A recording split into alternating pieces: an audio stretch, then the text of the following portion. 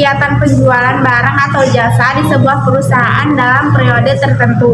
Pendapatan juga berarti sebagai masukan yang didapat atas jasa yang diberikan oleh perusahaan yang bisa meliputi penjualan produk dan atau jasa kepada pelanggan.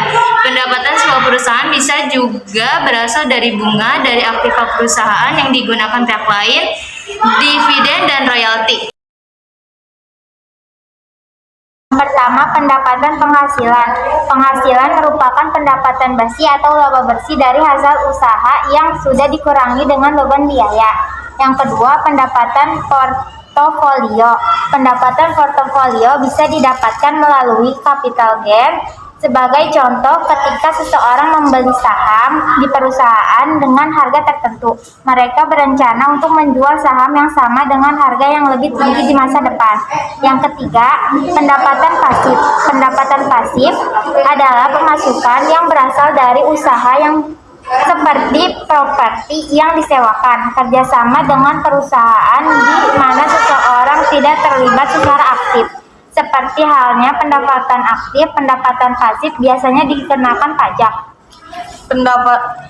Pendapatan royalti. Pendapatan ini merupakan imbalan dari seseorang setelah menggunakan ide atau karya Anda. 5. Pendapatan bunga atau interest earned. Pendapatan bunga adalah pendapatan dari bunga yang telah menjadi hak perusahaan. 6. Pendapatan dividen. Pendapatan dividen tunai atau cash dividen adalah sejumlah uang atau penghasilan yang sudah menjadi hak perusahaan sebagai bagian laba atau keuntungan. Yang terakhir, pendapatan sewa atau rent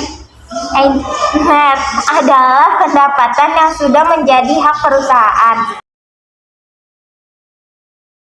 Perusahaan memperoleh pendapatan. Perusahaan yang bergerak pada bidang perdagangan memperoleh pendapatan melalui penjualan yang dilakukan baik secara tunai maupun secara kredit kepada pelanggannya.